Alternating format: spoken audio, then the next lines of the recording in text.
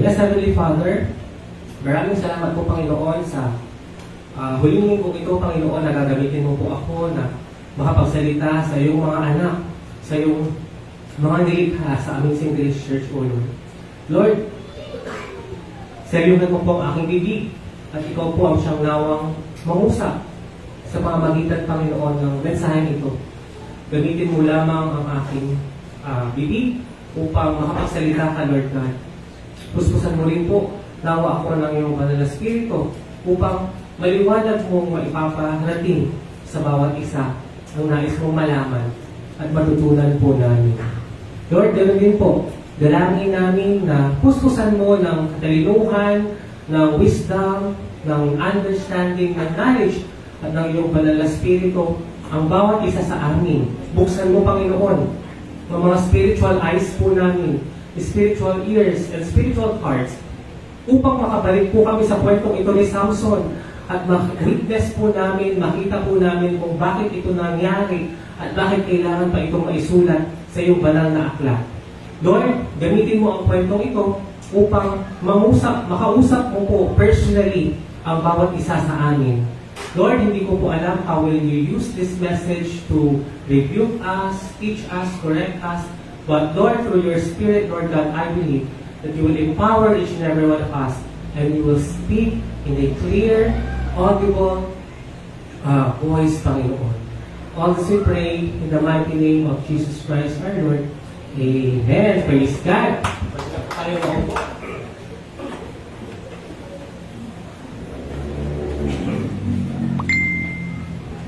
Hallelujah. Ayan. So again, today is the third Sunday of November 2025, November 16. Amen. And tayo po ay nasa last topic na po natin sa kwento po ng buhay ni Samson. At dahil dyan, tatayo po tayo ulit dahil nakalimutan ko pong ipabasa ang ating scripture reading. So let us all stand and let's read Judges chapter 16, verses 19 to 20. 1, 2, 3, go. Si Samson naman ay pinatulog ni Delilah sa kanyang kandungan. Nang ito'y mahimbing na, ang pitong kiligtas ng buhok ni Samson. Nang mawala na ang kanyang kakaibang lakas, ginising ni Delilah si Samson. At kanyang sinabi, Samson, may dumarating na mga Filisteo. Nagtangkang umano si Samson sapagkat akala niya'y makakawala siyang tulad. Praise God, maaari na po tayo maupo. Amen. So, tayo po ay nasa pang, I believe, 16. Amen. Kasi 16, Judges 16 na po tayo. And this is the 16th Sunday that we've been studying the book of Judges. Amen? So, reminder lang po ulit sa ating mga junior YP. Meron po tayong post-test later. Tatanungin po kayo ng ating mga post-test masters. Sila Sister Cristel, Sister Abigail, si Brother Gab, para malaman kung nakinig ba kayo at meron po kayong natutunan sa kwento. Amen? Nasaan po yung ating mga YP, junior YP, and mga kabataan? Amen. So, later mag-drawlats po kayo, Sister Imelda.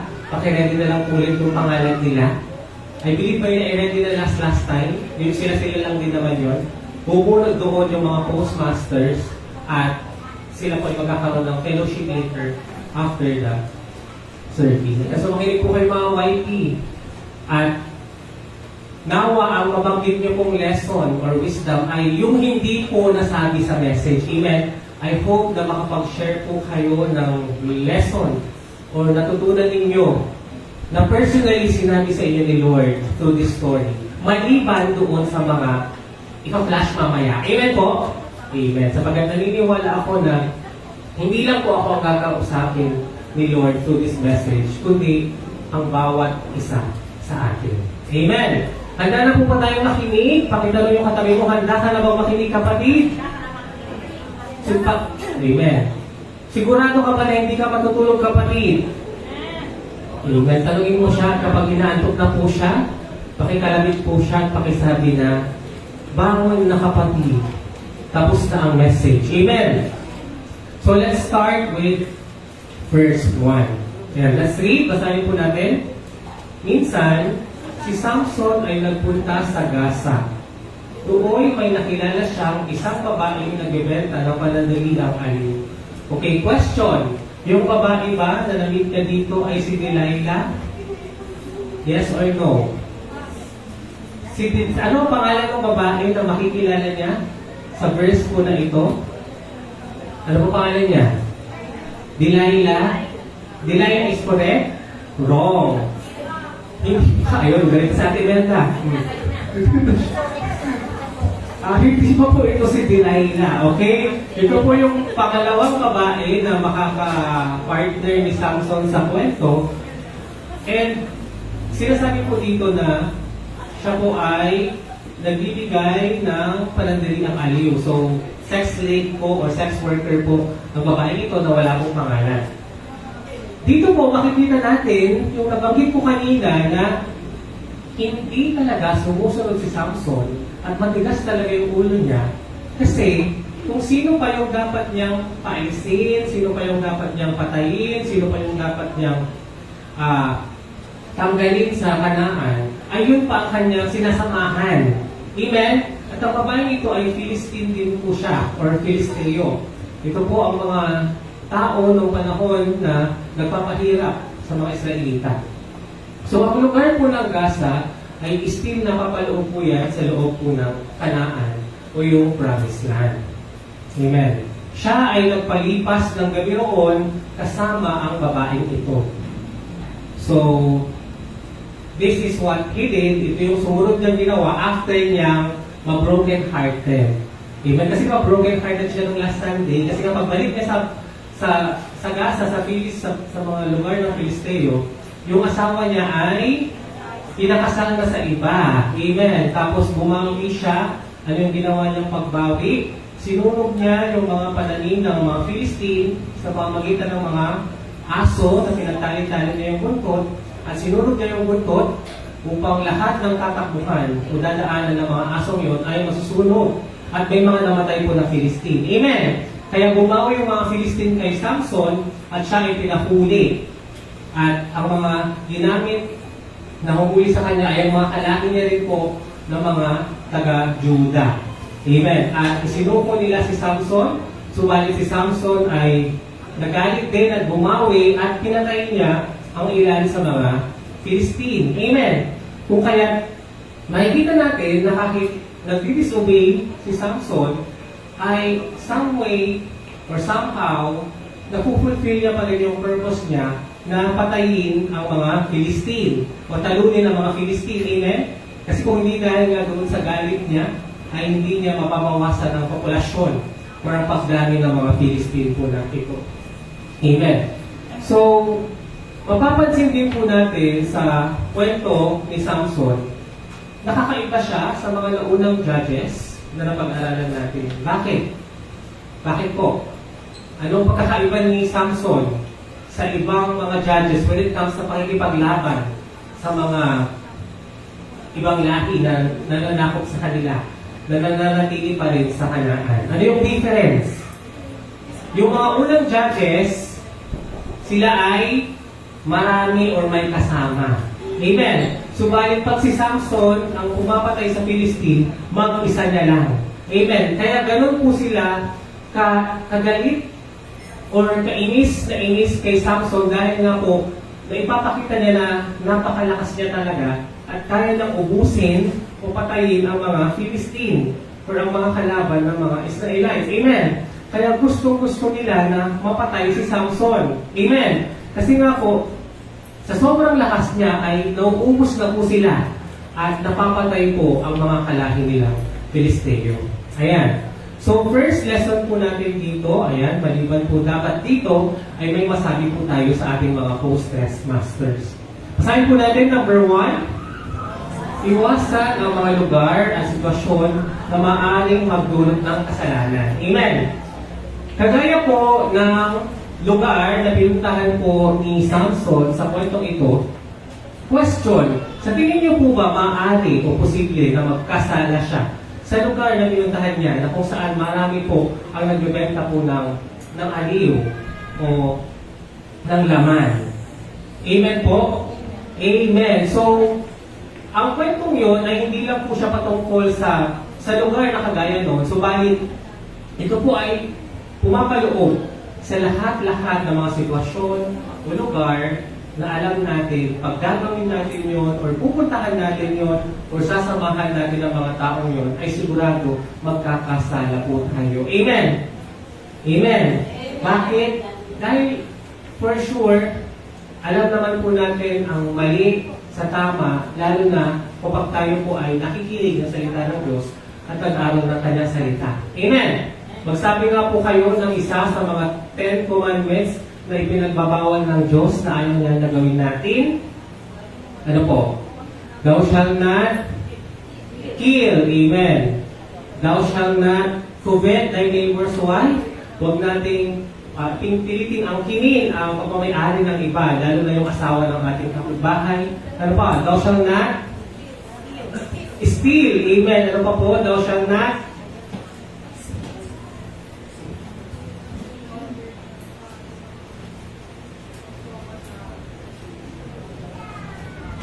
Amen. Pasensya ko, makati po talaga yung lalamunan ko. Amen.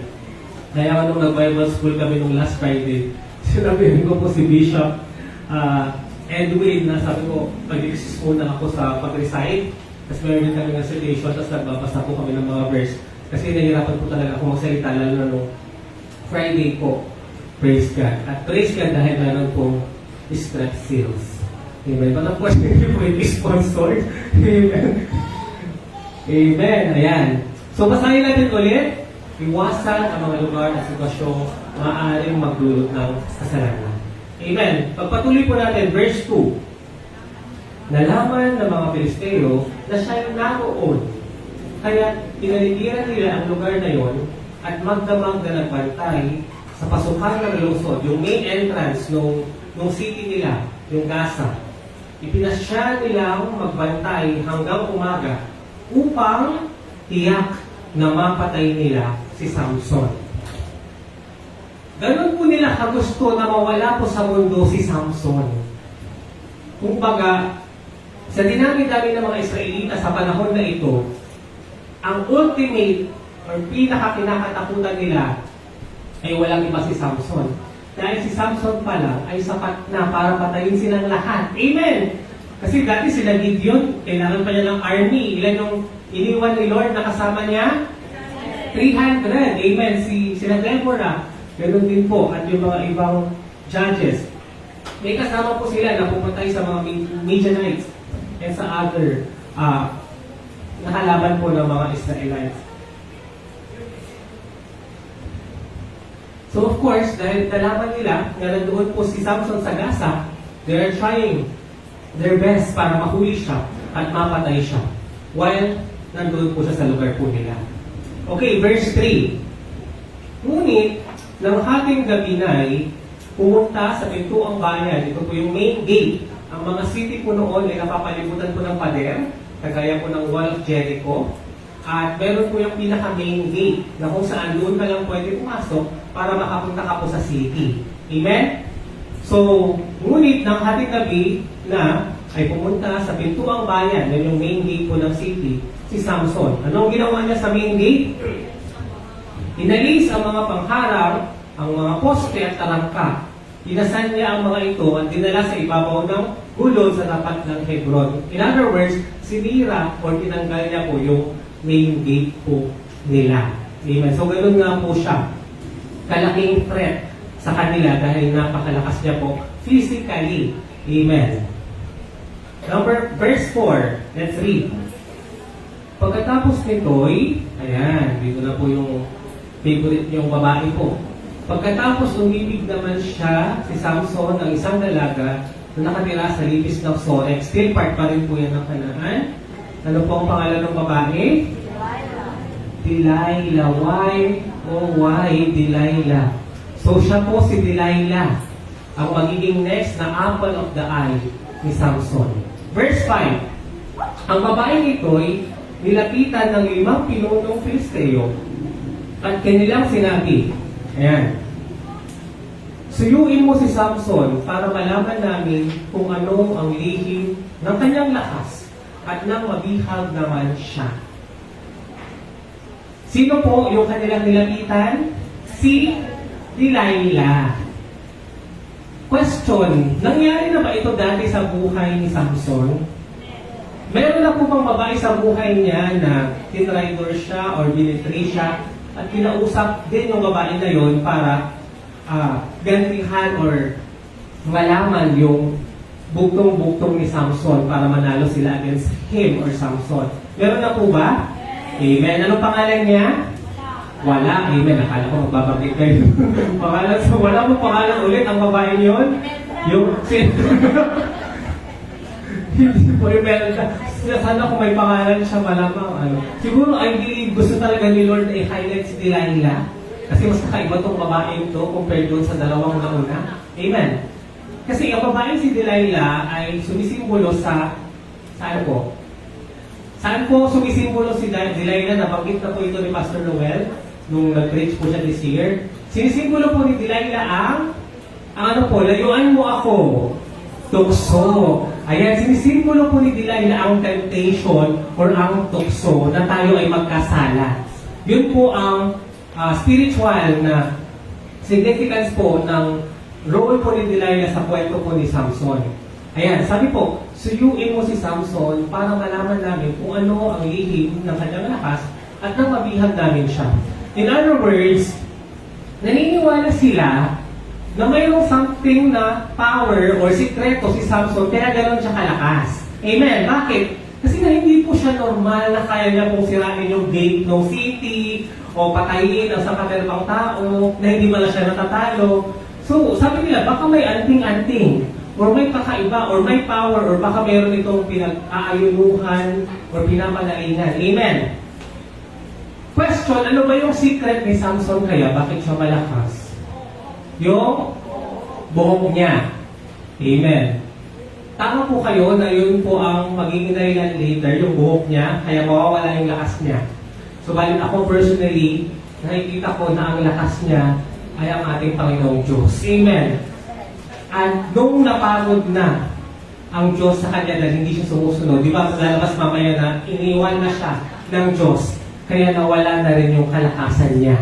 That's why I always believe that the power of Samson, the mighty Samson, yung kanyang strength, ang lakas, ay galing mismo sa ating Panginoon. Amen. Kagaya po ng lakas natin ngayon, ito po ay galing sa ating Panginoon. Amen. He can give and take it away from us. Amen. Whatever we have, maaari niyang ibigay at kunin eventually dahil siya po ang may-ari nito. Amen. Maging ang kalakasan ni Samson. Kapag nagawa mo iyan, bawat isa sa amin magbibigay sa iyo ng 1,100 pirasong pilak. So may reward. Ayan, di ba nakakalungkot na tayo po ay inuutusan na gumawa ng mali o gumawa ng kasalanan dahil po doon sa reward. Amen. Kasi kung tayo po ay Kristiyano sa puso, number 1, hindi po natin gagawin yung kasalanan dahil mali po ito. Amen. At number 2, hindi po tayo tatanggap ng sukol o ng bagay para gumawa po ng mali or kasalanan. Amen. Verse 6. Basahin po natin. Kaya sinabi ni Delilah kay Samson, sabihin mo naman sa akin kung saan nagagaling ang iyong lakas. Paano ka ba magagapos at madadali? Ayan, ano po ang sagot ni Samson? Sabi ni Samson, kapag ako ay ginapos ng 7 sariwang yantok, ano po yung yantok? Ano po yung yantok? Kasi sinerge ko po siya, ratan. Ratan daw, so yung parang kahoy siya na manipis. Amen. Kapag ako ay ginapos ng 7 sariwang yantok, so parang wood siya na tinrim, manghihina ako gaya ng karaniwang tao. Question, nagsasabi po na ba ng totoo si Samson dito? Hindi. Dahil hindi po nanggagaling sa yantok ang kanyang kalakasan. Let's read verse 8. Sinabi ito ni Delilah sa mga pinunong Filisteo at siya ay binigyan nila ng 7 sariwang yantok na igagapos kay Samson. Samantala, may ilang Pilisteo namang nag-aabang sa kabilang gilid. Ayan. Next verse. Pagkatapos ay sumigaw si Delilah, Samson, may dumarating ng mga Filisteo. So, ano pa siya? No? Artista pa siya.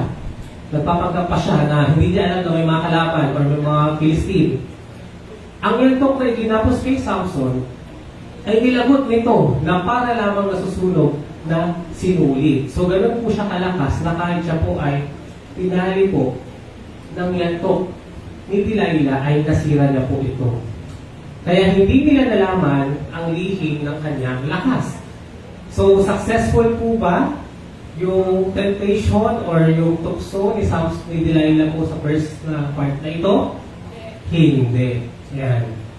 At dahil gusto ni Delilah na makuha yung reward, ito po, ipagpapatuloy niya po ang temptation or ang tukso sa kapatid natin si Samson. Verse 10, dahil dito sinabi ni Delilah, niloloko mo lang pala ako. Sino na po dito ang mga niloko? Sana all. Okay, kasi kamalingan lang ang sinasabi mo sa akin. Ayun, so siya pa talaga yung nasaktan, di ba? Sabihin mo naman sa akin kung paano ka talaga maigagapos. Kaya sinabi ni Samson, kapag ako ay ginapos, alam niyo ba yung ginapos? Kasi yung mga iba dito hindi na nakakaintindi ng Tagalog. Tinali, ayan. Kasi baka kala nyo, ginapos yung kinuspos sa lupa. Ginapos yung ginawang basahan, hindi po, tinali po. Ayan, kapag ako ay ginapos, kasi minsan si Manuel, tinatanong niya ako, dito ano yung ganito, tapos nare-realize ko, yung ano, parang sa kanila, kasi English na po yung mga kabataan ngayon, no? Ay, yung mga Gen Z, ano yung mga anak ng mga ka-workmate ko sa office. Inglesera talaga sila, my gosh. Yun, sabi ko, ibang level, ang mga kabataan, ayan, hindi na nila alam yung mga medyo malalim na Tagalog. Ayan, kapag ako ay tinali, ayan, ng bagong lugid na hindi pa nagagamit, manghihina ako, gaya ng karaniwang tao. So ano po ang gagamitin dito na next na sinasabi niyang panggapo sa kanya? Tali o lubid. Sabi na naman niya, siya ay manghihina. Okay, verse 12, basahin po natin. Kaya kumuha si Delilah ng bagong lubid, bago na naman, at ginapos si Samson. Pagkatapos ay sumitaw siya, Samson, may dumarating na mga Filisteo. Samantala, may mga lalaking nag-aabang sa kabilang silid. Ngunit, ang gapos ni Samson ay nilagot niya na para lamang sinuli. Question, nagtagumpay po ba si Delilah sa kanyang tukso o temptation sa part na ito? Hindi pa rin. Praise God. Verse 13, let's read. Kaya sinabi uli ni Delilah kay Samson, hanggang ngayon, niloloko mo ako. At hindi ka nagsasabi ng totoo. Ayan. Grabe, no? Sabi nga nila yung mga babae ito, ganyan. Hanggat hindi daw, ganyan mo ba? Hanggat hindi daw nila, nakukuha yung gusto nila, dadaanin ka daw sa kanilang best actress na, na personality. Yung nagpapakaawa. Sino po yung mga babae na nandito? Walang ganun sa ages. Meron po ba? Ayan, sabihin mo naman na sa akin kung paano ka magagapos. Ayan. Kaya kasi sinasabi nila sa part na ito na yung mga babae daw, sila daw yung pabebe, gano'n, or mas emotional, madrama, yung gumagawa ng issue. Ito ngayon, sa relasyon daw, yung mga babae daw ang mas gusto nila raw sa relasyon yung may konting away, may konting tampukan, kasi boring daw pag walang pinagsaselosan. Tama mo ba yun? Yung gusto ng babae na suyuin sila. Yun daw po, kailangan, may mga ganun, feeling mo may mga ganun, kasi ang mga lalaki normally, kung ayaw mo, kung wag mo, di ba ganun, parang, ayaw nila ng drama. Pero ang babae kasi, they want to be, yung parang nililigawan ulit, sinusuyo, lambingin, ayan, para, makuha ko ulit yung loob nila. Amen. So, sinabi ni Samson, ayan, pangilan na po ito, pangatlo. Kapag pinag-isa mo ang 7 tinimtas ng aking buhok saka ipinilupot sa isang tulos, manghihina na ako at magiging katulad ng karaniwang tao. Question, nagsasabi po ba si Samson ng katotohanan dito? Hindi pa rin po. Verse 14, let's read. Kaya pinatulog ni Delilah si Samson at pinag-isa ang 7 tirintas nito. Pagkatapos, pinilupot niya ito sa isang tulos, saka sumigaw, Samson, may dumarating na mga Filisteo. Ngunit siya'y gumising at dali-daling kinalas sa tulos ang kanyang buhok. So again, siya po ay nakalaya sa pagdapos po na ito. Verse 15, kaya sinabi sa kanya ni Delilah, ang sabi mo'y mahal mo ako, hindi pala totoo. Tatlong beses mo na akong niloloko. May mga ganito magbabae. Parang may naalala po akong babae ngayon na ganito po siya. Charot. Bakit ayaw mo sabihin sa akin ang lihim ng iyong lakas? Amen. Araw-araw ay yun ang ulit-ulit sa kanya ni Samson hanggang sa mainis ito. Amen. Ayan. Kasi nga, sometimes, sa buhay natin, ayaw na natin na paulit-ulit. Amen. Ayaw na natin na tayo ay naiirita. Kagaya ng paulit-ulit na tukso. Sometimes, di ba yung mga ibang tao, like, sabi nila, sige na, KJ ka naman, tingnan mo na ito, ganito, ganyan, gawin mo ito. Di ba parang paulit-ulit yung invitation? Amen. Okay lang sana kung nakukulit yung tao dahil kinukulit ka niya na mag-Bible study. Amen. Kinukulit ka niya na lumapit kay Lord or makinig ng salita ng Diyos, salita ng Panginoon. Subalit kung kinukulit ka niya na magkasala, tama yung ginagawa mo na umiiwas ka. Amen. Kasi makikita niyo po sa first 3 na attempt ni Delilah, question, napagtagumpayan ba ito ni Samson na hindi siya na-attempt ng tukso? Yes, napagtagumpayan niya yung 3 tukso kaya hindi nawala yung lakas niya. Pero sa pang-4 na attempt, dito natin makikita na bibigay na siya doon sa tukso or sa temptation. Let's read verse 17. Kaya sinabi niya na ang totoo. Alam mo, mula sa pagkabatay, inilian na ako sa Diyos bilang isang Nazareno. Totoo po ba yun? Na talagang from the birth ni Samson ay itinalaga na siya bilang isang Nazarite or Nazirite. Yes? Amen. Amen. Tama po yun. Minsan ay hindi pa nasasayaran ng paggupit ang aking buhok. Never pa siyang nagugupitan kasi nga bawal po sa isang Nazarite ang magpagupit po ng buhok. Kaya kapag naputol ang aking buhok, hihina ako tulad ng karaniwang tao. Question, nagsasabi na po ba si Samson sa kwentong ito? Amen. Ayan. Basahin po natin second wisdom. Ang paulit-ulit na tukso ay maaaring magdulot o nagdudulot ng kapahamakan. Amen.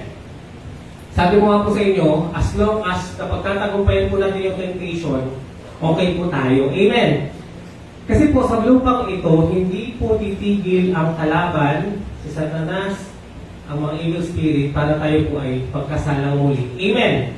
At yun po yung nakikita natin sa buhay ni Samson. Kasi nga po, alam ng kalaban kung sino ang ginagamit ng Diyos. Amen. Sino po dito ang mga ginagamit ng Diyos? Pakitaas po ang kamay. Tanong, sa tingin niyo po ba alam ng mga diablo, alam ng mga evil spirit kung sino po sa atin ang mga nagpapagamit sa Diyos? Amen. Alam po, sa spiritual realm, alam po nila kung sino pa rin po yung kakampi nila. Amen. Alam po ng mga kalaban, alam po ng mga spirito ng kalaban, ng mga evil spirit, kung sino yung mga hindi pa tumatanggap o kumikilala sa ating Panginoong Jesus.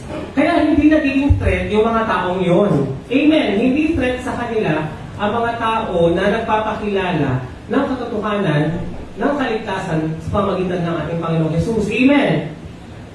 At alam din nila kung sino ang mga ititempt nila o tutuksohin nila para lumayo o tumalikod muli sa ating Panginoon. Amen. Kaya kung sa tingin ninyo na pasan nyo na ang daigdig, kasi dahil bakit gano'n? Kung nung naging Kristiyano tayo, tsaka tayo mas lalong nagkakaproblema. Amen! Napansin niyo po ba yun? Tanungin niyo ngayon katabi mo, napansin mo ka kapatid, na nung naging Christian ka, parang mas grabe yung mga nagiging burden mo, yung problem mo. Parang, test talaga yung faith mo kung may Diyos ba talaga. Yung pinag-iinay, ang lakas-lakas mo kasi Sir Ana, doon siya.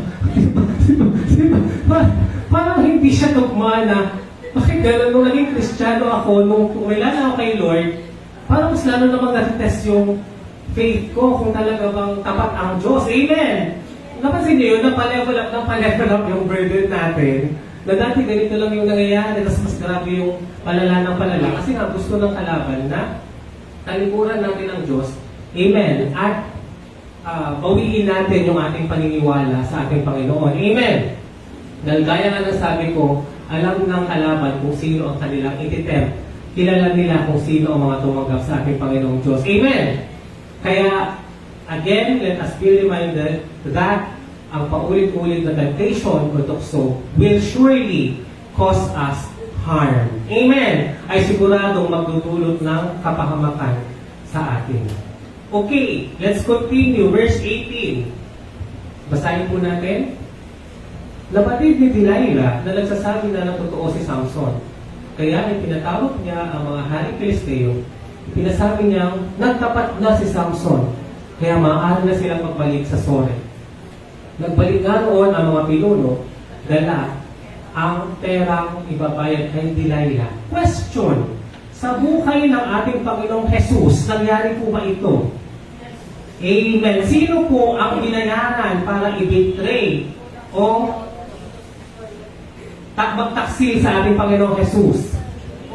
Si Judas. Amen. Si Judas ang nag-reveal sa mga Romans kung sino ang Panginoong Jesus. Amen. Kasi nga diba sabi, hahalikan niya or lalapitan niya kung sino yung Jesus na nagsasabi na siya ang magliligtas sa kanila. At yun ang ginawa po ni Judas o ni Judas. At gano'n na gano'n po, makikita natin ang pagtataksil ng isang tao sa buhay ni Samson. Amen. Kaya sa buhay natin, naramdaman na po ba natin na tayo ay binitray nung tao pinagkatiwalaan natin? Have we experienced that? Amen. We are not spared from that experience. Why? Because kung ang ating Panginoong Jesus nga po ay tinukso, tinaksil ni na Delilah at ni Judas, then definitely ang kalaban ay gagamit din siya ng tao para tayo ay pagtaksilan. Amen. But always be always focus on the Lord. Amen. That gaya nga po ng nangyayari kay Samson, may purpose po tayo. Kaya niya po tayo tinawag. Kaya mag-focus po tayo doon sa pinapagawa po sa atin ng Diyos na paggamit o paglilingkod sa Kanya. Amen. Verse 19, pasahin po natin. Si Samson naman ay pinatulog ni Delilah sa kanyang kandugan. Nang ito'y mahimbing na, tumawag siya ng isang tao at pinupit ang 7 tirintas ng buhok ni Samson. Nang mawala ng kanyang kakaibang lakas, ginising ni Delilah si Samson at kanyang sinabi, Samson, may dumarating na mga Filisteo. Sa tingin niyo po, malakas pa rin po ba si Samson pag-ising niya? Hindi na. Kasi syempre alam na natin ito si yun nga talaga yung kwento, yung highlight, yung pagbubit sa buhok niya. Ayan. Nagtangkang bumangon si Samson sapagkat akala niya ay makakawala siyang tulad ng dati. Itong verse na to ang nagre-reveal sa atin that indeed he still believed na kahit sabihin niya yung secret na yon ay kasama niya pa rin ang Diyos. Amen! Kasi sabi niya, nagtangkang bumangon si Samson sapagkat akala niya ay makakawala siyang tulad ng dati. Kasi sabi niya, kahit naman ano sabihin ko sa babaeng ito, makakawala naman ako sa paggapos niya. Amen! Kasi sinamahan naman siya ni Lord sa first, sa second, sa third. And itong fourth na to, it's possible na malakas pa rin siya pag-ising niya. Amen! Subalit, hindi pa niya namamalayang iniwan na siya ni Yahweh. Basahin mo ulit itong last line na to, hindi pa niya namamalayang iniwan na siya ni Yahweh. Alam niyo, ang verse po na ito, ang nagko-confirm sa akin that indeed, yung kalakasan niya po ay hindi galing doon sa buhok, kundi galing kay Yahweh, kasi iniwan na siya ni Yahweh, kaya wala na yung lakas niya. Amen. Yun po yung sinasabi ko sa inyo na hindi natin kayang magsalita dito kung wala pong kalakasan ng ating Panginoong Diyos. Amen. Kasi kung feeling mo malakas ka, kaya mo magsalita sa pulpit, you are being arrogant. Amen. Dahil hindi mo talaga kaya na magsalita sa on behalf of God. Amen. Wala pong magaling na tao, amen, na kayang ikwento or ipag-aral or ituro ang bawat salita ng Diyos. Subalit, sa ating pagpapakumbaba at pagpapagamit sa Diyos, kung talagang tayo ay magpapagamit, sigurado, kasama natin ang Diyos at bibigyan niya tayo ng kalakasan. Amen! Praise God. Kaya verse 21, dinihag siya ng mga Filisteo at ano po yung sinunod na ginawa? Dinukot. Pali yan, na-mistype ako. Dinukot ang kanyang mga mata. Dinukot ang kanyang mga mata, so siya po ay nabulag at hindi na po nakakita. Let's read, number 3. Kapag nawawala ang presensya ng Diyos, nawawala rin ang ating lakas. Naniniwala po ba kayo na ang kalakasan natin ay galing sa Diyos? And if we are not filled with the presence of God, particularly with the Spirit of God, tayo po ay physically rin po na nanghihina. Amen! Kaya naniniwala po ba kayo na ang tunay na pagkain ng ating kaluluwa, ng ating spirito, ay ang salita ng Diyos? Amen! Kasi kung binubusok po natin yung physical body natin, yung flesh natin, ang mga pagkain ng sasarap, ang kaluluwa, spirito din po natin ay nagugutom. Amen! At kung hindi po tayo nakikinig ng salita ng Diyos, tayo po ay nangihina spiritually. Amen. Kung hindi po tayo nag-a-attend ng church, nagbabasa ng Bible, nagde-devotion, tayo po ay magdadry spiritually. Nangihina po tayo dahil nga po, ang salita ng Diyos ang tunay na magbibigay sa atin ng kalakasan. Amen. Kaya alam niyo, napakahalaga po nung tayo po ay nagba-Bible sharing, yung nagkikwento po tayo ng mga testimony, yung patotoo nyo kung paano po kayo ginamit ni Lord. Bakit? Kasi po yung mga testimony po na yan, kailangan nyo po yung ihain or i-share sa iba. Dahil yan po ang magiging pagkain po nila. Amen! Kapag hindi po natin i-share yung testimony na yan, tayo lang po ang mabubusog at hindi po na ito matitikman ng iba. Amen! Kaya kung mayroon pong mga pangyayari sa buhay nyo, nakita nyo talagang kumilos ang Diyos. Gamitin po natin ang morning devotion, ang midweek Bible study, ang mission point Bible study po natin para ibahagi po ito. Amen! Dahil ito po ang magbibigay ng kalakasan sa ating mga kapatiran. Amen! Praise God. Okay, let's continue to read. Saan dinala si Samson? Ayan, siya ay dinala sa Gaza, kung saan nakita niyo yung babae kanina na una niyang sinipingan. Tinalian ng tamikalang tanso at pinagtrabaho sa isang gilingan sa loob ng bilangguan. So si Samson po ay kinalong po nila, kinulong, pinahirapan habang siya po ay bulag at wala na po siyang buhok dahil binupit na po yung buhok niya na kailanman ay hindi niya po pinagupitan. Yan. Verse 4. Basahin po na verse 4. Number 4 lesson. Ang kalakasan ay bumubulag. Ang kasalanan pala, sorry. Ang kasalanan ay bumubulag, gumagapos, at nagpapahirap. So can we now see the consequence of sin sa literal na buhay po ni Samson? Amen! Dahil sa kanyang kasalanan sa pagpapatukso kay Delilah o sa pag-fall into temptation, siya po ay binulag, siya po ay ginapos, at siya po ay pinahirapan. Amen. So that's the consequence of sin. At yun po ang gusto ng kalaban, na tayo po ay magkamali, magkasala, upang tayo po ay mahirapan sa mundong ito, at isipin natin na iniwan na tayo ng Diyos. Not realizing that indeed kasalanan natin yun, kaya natin yun pinagdadaanan. Amen! Kasi sin and yung persecution and yung kahirapan is indeed one of the consequences of sin. Verse 22, basahin po natin. Samantala, unti-unting humabang uli ang kanyang buhok. So, mahaba na po ulit yung buhok ni Samson. Let's read 5th lesson. Ang biyaya ng Diyos ay nagbibigay ng panibagong pagkakataon. Amen! God's grace gave us a new chance. Amen! Kasi sometimes, pag tayo ay nagkasala, ang iniisip natin, doon na natatapos yung kwento ng buhay natin. Amen! Tama po. Kasi sometimes, pag nagkasala tayo, may ginawa tayong mali, akala natin, tapos na yung kwento ng buhay natin, not realizing na yun pala yung magiging simula ng pagbabago ng katotohanan o yung genuine na pagkilala o pagtanggap sa ating Panginoon. Amen. Dahil sa ating pagkakagapos sa ating paghihirap, ay makikita natin that indeed, nariyan pa rin ang grasya, ang biyaya ng Diyos, na tunay na hindi po tayo iniiwanan. Amen!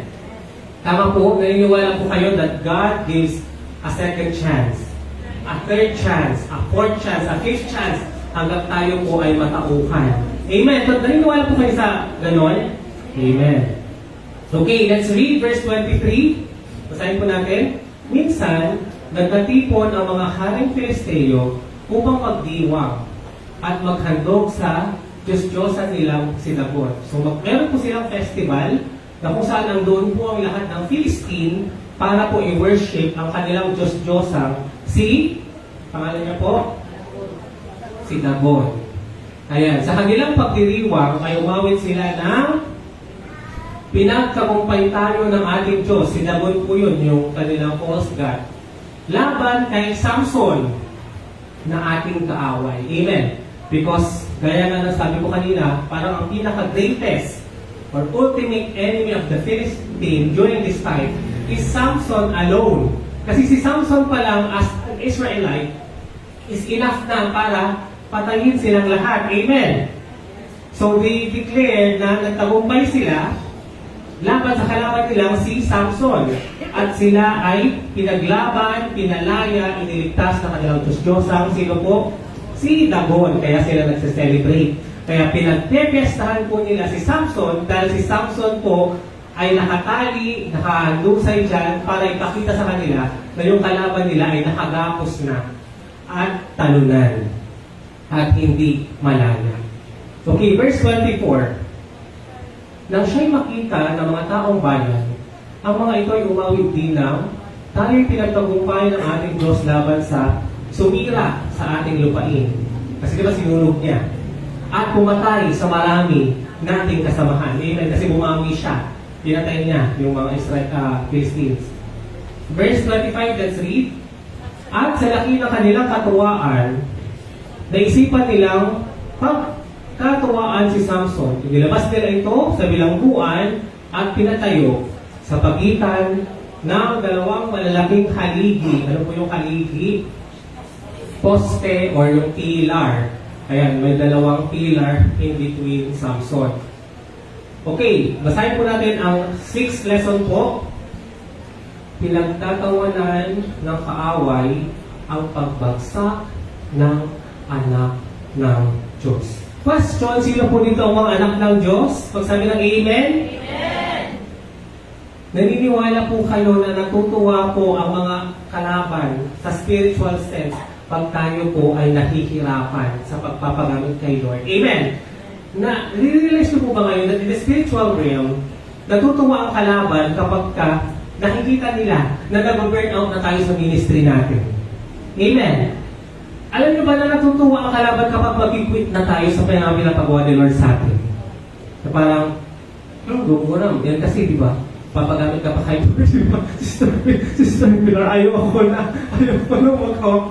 Kahit kayo lang bahala dyan. Or ako din mismo, ayoko na mag-message. Kayo na ang mag-preach. Bahala kayo sa buhay niyo. Magbasa kayo ng Bible. Kanya-kanya tayong Bible study sa mga bahay natin. Amen. Di ba? Gusto yun ng kalaban na isipin natin na ayaw na natin tumayo, ayaw na natin magpagamit. Amen. Kasi kung wala pong magpapagamit, hindi na po makakatayo yung church. Amen. Kung wala pong mag-o-obey sa atin na mag-stand to serve the Lord, and definitely, sino po ang masaya? Kundi yung kalaban. Ang pinagtatawanan nga tayo kasi nga bumabagsak tayo. Amen! Kaya sabihin nyo sa kalaban nyo, tawa ka lang, hindi pa ako tapos. Tawa ka lang, hindi pa ako tapos. Tawa ka lang. Ayan. Sabi mo sa kanya, mag-abang ka lang. Ayan. Abangan mo ang muli kong pagbangon. Mga ganon, di ba? Meron na kayong line ni Amor Powers? Nakalimutan ko na. Ano na yung line niya? Naalala niyo pa yung line niya? Yung paghihiganti, something like that. Okay, ayan. Halata lang nunod tayo ng Pereserin. Okay, verse 26. Sinabi ni Samson sa batang lalaki na umaakay sa kanya. May nag-a-assist po kasi kay Samson. Isa pong Philistine din. Ihawak mo ang aking mga kamay sa mga haligi ng gusaling ito. So, saan daw ihawak yung kamay niya? Sa mga poste. Gusto kong sumandal doon. So, nakahawak sa dalawang poste nung place. Nung gusali. Verse 27. Ang gusali ay napakasikip dahil sa dami ng tao. Babae at lalaki, lahat-lahat ay, ilan po sila? 3,000. May 3,000. Naroon din ang mga hari ng mga Filisteo, yung mga leaders and kings ng mga Filistine, at masaya nilang pinagkakatuwaan si Samson. Amen. Question, nakakasunod pa po tayo sa kwento? Amen. Verse 28, let's read. At nanalangin si Samson. Finally, nanalangin si Samson. 4 na linggo na po natin siyang pinag-aaralan. Napansin ko po talaga na wala man lang siyang quiet time with the Lord. Napansin niyo yun, since nung pinanganak siya, wala kayong mababasa sa verse na nag-pray siya kay Lord, kinausap niya si Lord. Wala talaga. Ako personally, yun ang napansin ko. Kasi napansin ko sa buhay ng kwento ni si Gideon. Di ba, kausap niya si Lord through the angel. Di ba, may personal encounter sila. Si Jephthah, kinausap din siya. Itong si Samson talaga wala. Considering na siya pa yung itinalagaan ng Diyos. Pero yung nakikita rin sa buhay niya, wala siyang devotion. Amen. Wala siyang personal quiet time with the Lord. Wala siyang mga sincere na prayer. But this time, finally, siya po ay nanalangin sa ating Panginoon. Amen. Basahin po natin verse 28. At nanalangin si Samson. Panginoong Yahweh, mahabag kayo sa akin, maawa kayo sa akin. Isinasamo kong minsan pa ninyo akong palakasin upang sa pagkakataong ito'y makaganti ako sa mga Pilisteo sa pagkatukot nila sa aking mga mata. Question, sa buhay po ba natin minsan, na-experience po ba natin yung ganitong prayer that we are asking another chance kay Lord na kung ibabalik ko lang yung dati kong lakas, lalo na kung may sakit po tayo, sino na po dito ang mga nagkasakit at na-ospital or na kailangan hindi lumabas ng bahay, kailangan matulog dahil hindi mo na talaga kailangan, kaya bumangon. Sino po yung experience yun? Na akala nyo mamamatay na kayo. In-experience na ba yun? Kasi ako na-experience ko na yun, ilang beses na rin ako na-confine, lalo na kung nasa law school po ako. Na-experience ko ba yun? Ako personally, pag nandun po ako sa sitwasyon na naka-confine po ako or may sakit po ako, parang iniisip ko, babalik pa kaya yung kalakasan ko? Parang magagawa ko pa kaya yung mga dati kong nagagawa? Kasi di ba may magtrangkaso tayo, kahit gusto natin bumangon, hindi talaga natin kaya. Amen! Kahit gusto mo maligo, hindi ka makaligo kasi nga ang bigat-bigat ng likod mo, ng katawan mo. Kaya nagkakaroon tayo ng prayer na, Lord, please, ibalik mo yung kalakasan ko. Kasi promise, pag bumalik na ako, lumakas na ako, magpapagamit na ako sa iyo. Amen? Or, aayusin ko na yung buhay ko at isusuko ko na sa iyo. Amen? Di ba may ganun po tayong sitwasyon na kailangan pa nating mag-apos, kailangan pa nating maging mahandusay or makulong, mabulag para tayo ay manalangin at lumapit sa ating Panginoon. Amen! But praise God kasi nagiging blessing in disguise nga po yung mga ganong pagsubok. Amen! Dahil kung hindi nangyari yung pagsubok na yun, malamang na hindi, tayo po ay hindi talaga totally nagiging born again. Kasi nga, sabi nila, those who are forgiven much, love much. Amen! Kung sino yung mga aware sila or ina-acknowledge nila na talagang napakasama nila o naging makasalanan sila, kapag humingi sila ng tawad sa Diyos, mas lalo sila ang gagamitin ng ating Panginoon. Amen! Kasi alam nila kung gaano kabigat yung kasalanan nila, pero still, sa sobrang bigat ng kasalanan na yun, na hindi dapat sila patawarin, ay pinatawad sila ng Diyos. Amen! Kaya ganun na lang din sila kalaki o kalakas na magpatawad sa iba. Amen! Kasi walang-wala yung kasalanan ng iba sa laki o bigat ng kasalanan na pinatawad sa kanila ng ating Panginoon. Amen! Again, those who were forgiven much, love much. Amen. Kaya di ba yung mga testimony na dati silang mga prostitute, amen, dati silang nagda-drugs, dati silang pumamatay tao, pero nung tunay na nakilala nila ang ating Panginoon, nung tunay na nagkaroon sila ng personal na relasyon sa ating Panginoon, kagaya ni Samson, mas grabe ang pagkilos o paggamit sa kanila ng Panginoon. Amen. Kaya sabihin mo sa katabi mo, kapatid, hindi ka patapos. Amen. Praise God. Natatawa ako sa dito. Okay, verse 7th lesson, masahin po natin.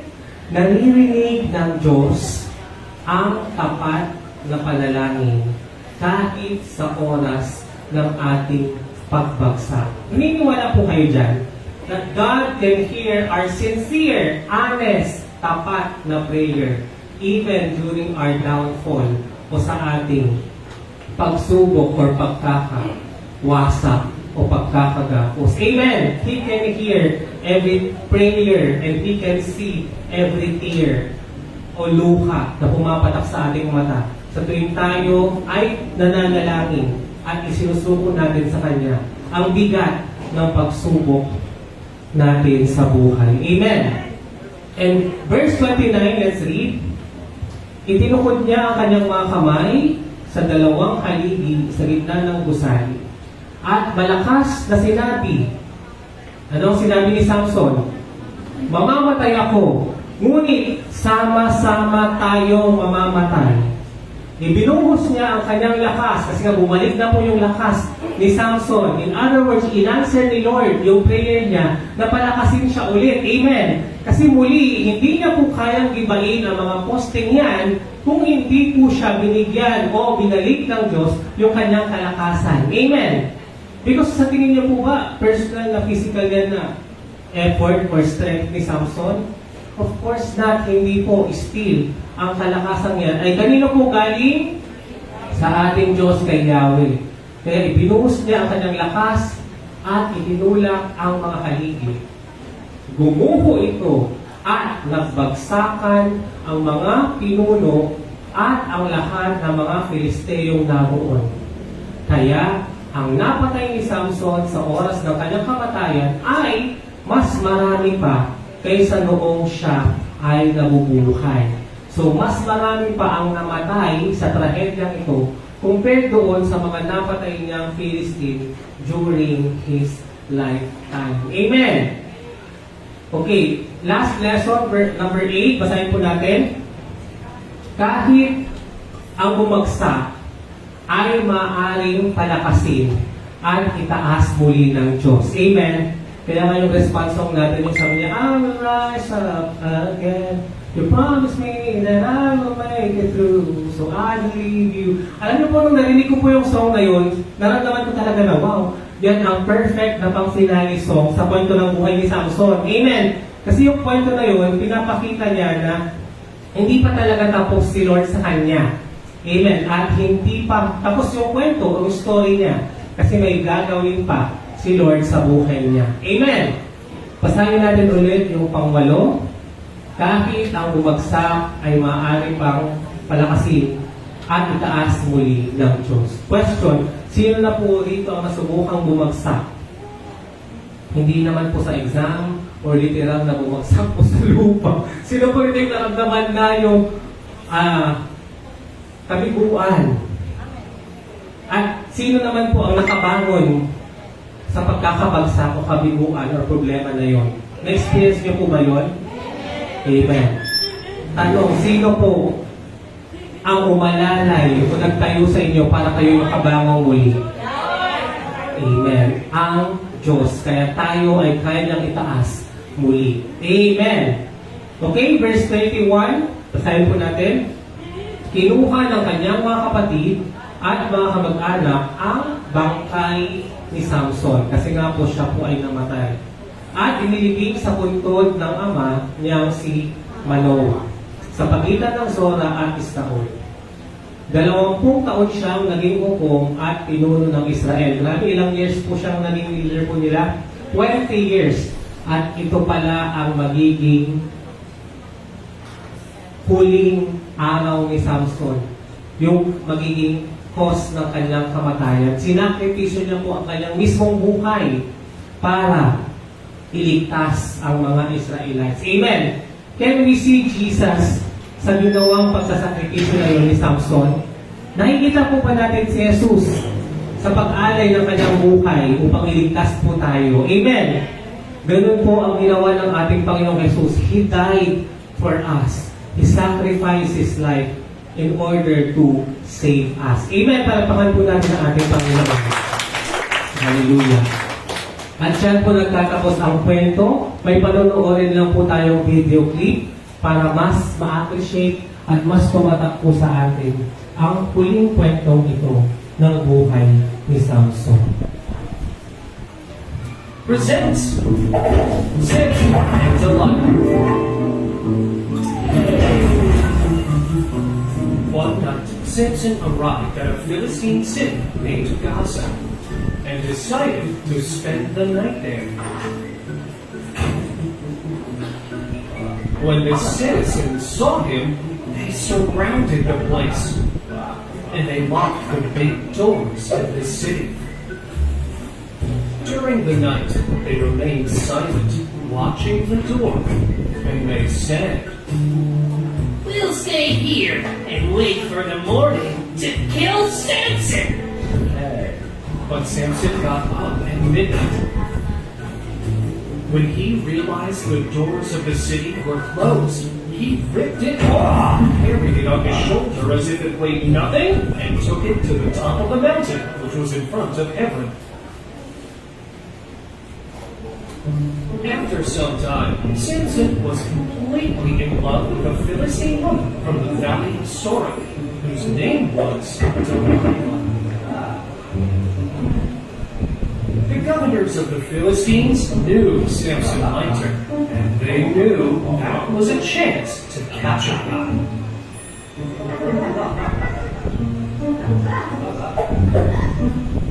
So they went to Delilah and told her, Seduce Samson to tell you the secret of his extreme strength, so we can know how to defeat him, and we can tie him up and have him captive. And what will I get from doing that? Delilah asked. Each one of us will give you 1,100 shekels of silver coins. Okay, I'll do it. When Delilah spent time with Samson, she was always trying to understand what was the secret of his strength. So she asked him, Samson, do you love me? Yes, I love you, Delilah. If you love me, you'll tell me anything. There shouldn't be any secrets between us. Of course, there shouldn't be any. So tell me the secret to your infinite strength. What makes you so strong? And how can you be tied safely? Well, I'll tell you. If they tie me up with 7 ropes of green wicker that isn't dry, I will lose my strength, and I will be just like any other man. Some of the Philistines who were lurking gave the 7 green osiers to Delilah. She tied Samson, and then she yelled, Samson, the Philistines are coming for you to attack you! Quickly, Samson got up and broke the ropes with no effort.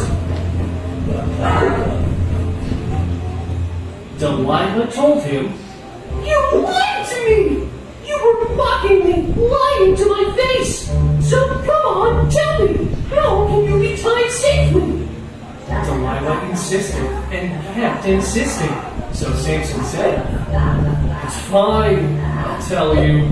If they tie me with strong ropes that haven't been used, I will get weak and become a regular man.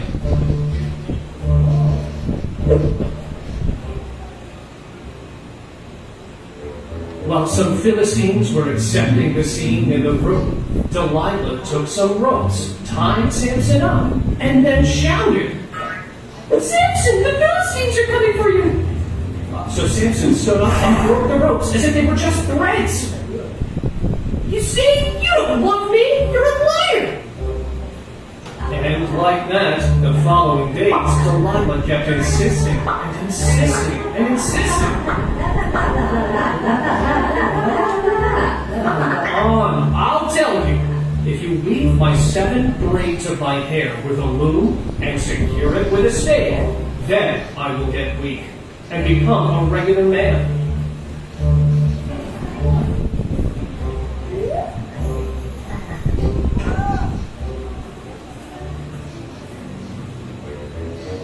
So, while Samson was sleeping, she took his braids in the loom and crossed it with a stake. Then she shouted, Samson, the Philistines are coming for you to attack you! Samson woke up, tore off the loom, and removed the stake without any problem. Where are they? Where are they? How can you say you love me if you don't trust me? You have lied to me 3 times and you won't tell me your secrets! And like that, Delilah would ask me to tell her his secret every day, and she kept insisting. This made Samson so mad that he was almost sick of listening to her. Okay, stop it! I will tell you. Finally, Samson told her his secret. The secret to my strength is my hair. Really? Yes, my hair has never been cut off, he explained to her, because I am a Nazarite and I'm devoted to God before my birth. If I got my head shaved, I'd lose my strength and I would be as weak as any other man on earth. When Delilah realized he had told her the truth this time, she called the Philistine governors, told them Samson's secret,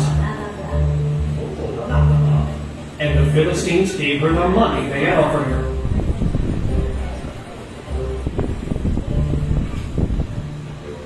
Then Delilah made Samson fall asleep on her knees. And while he was sleeping, she called a man to cut his 7 braids off of Samson's hair. Samson! He got his hair cut, so his strength left his body.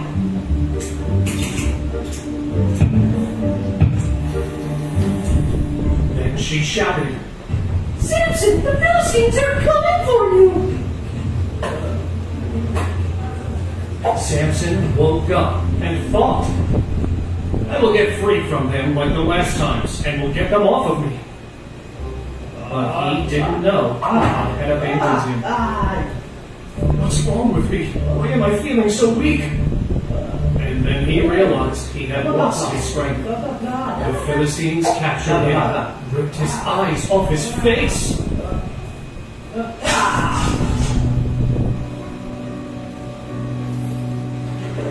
And took him to a prison in Gaza, where he was secured by bronze chains.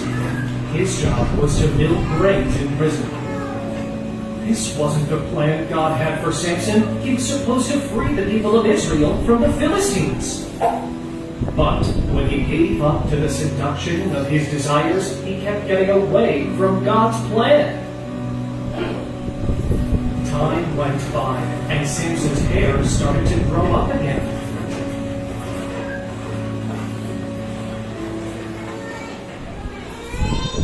One day, the Philistine governors reunited in their temple and threw a great party to offer a sacrifice to their god, Dagon. They prayed, Our god Dagon has given us Samson, our biggest enemy. all the Philistines praised their god. When they were really happy, they said, let's go get Samson so he can make us laugh and we can make fun of him. So they took Samson out of prison, and they all began laughing. They made him stand up between the columns, and Samson told the young man who was holding him by his hand, "Please, let me stay where I can touch the columns that hold the temple, so that I can lean on them." At that moment, the temple was full of Philistine men and women, and every Philistine governor was there. In the upside, there were more than 3,000 men who were making fun of Samson. So Samson prayed to his God. "Oh, dear God, Jehovah, please don't forget me. I beg you to give me the strength I need just one more time so I can take vengeance from the Philistines for taking my eyes off me."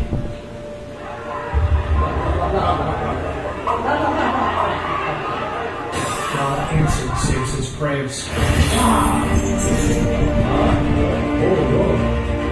He then touched the columns that were holding the temple, and pushing them with both hands, he shouted with every bone in his body, I shall die together with the Philistines! The temple came down from the governors and every person who was there. Samson also died right there.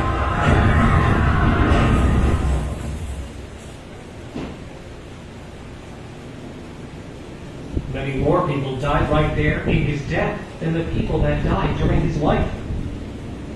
His Israelite brothers took his body, and he was buried in Zorah and Eshtaol, next to the tomb of his father, Manoah.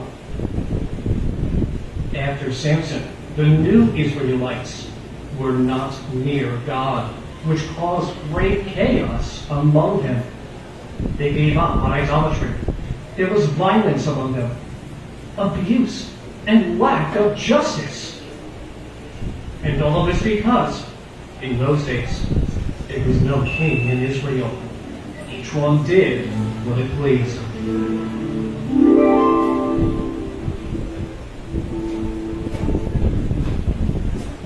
Amen. Talpakan po natin ang ating Panginoon. Hallelujah. Dive off na lang din po tayo.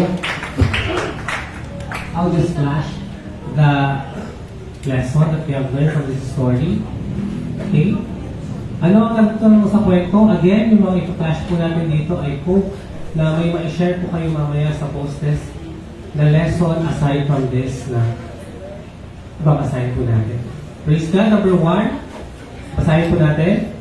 Iwasan ang mga lugar at sitwasyong maaaring magdulot ng kasalanan. Amen. Number 2, ang paulit-ulit na tukso ay nagdudulot ng kapahamakan. Number 3, kapag nawawala ang presensya ng Diyos, nawawala rin ang ating lakas or kalakasan. Number 4, ang kasalanan ay bumubulag, gumagapos at nagpapahirap. Number 5, ang biyaya ng Diyos ay nagbibigay ng panibagong pagkakataon. Number 6, pinagtatawanan ng kaaway ang pagbagsak ng anak ng Diyos. Number 7, naririnig ng Diyos ang tapat na panalangin kahit sa oras ng ating pagbagsak. And finally, let's read, kahit ang bumagsak ay maaari pa rin palakasin at itaas muli ng Diyos. Amen. And last question, where is Jesus in the story? Nasaan po si Jesus sa ating kwento? Again, Jesus is like Samson. He died to save his people. Ulitin ko po, Jesus is like Samson. He died to save his people. Kagaya po ng ating Panginoong Jesus, siya po ay namatay upang tayo po ay iligtas. Amen. At magkaroon ng buhay na walang hanggan. To God be the glory. Palakpakan po natin ang ating Panginoon.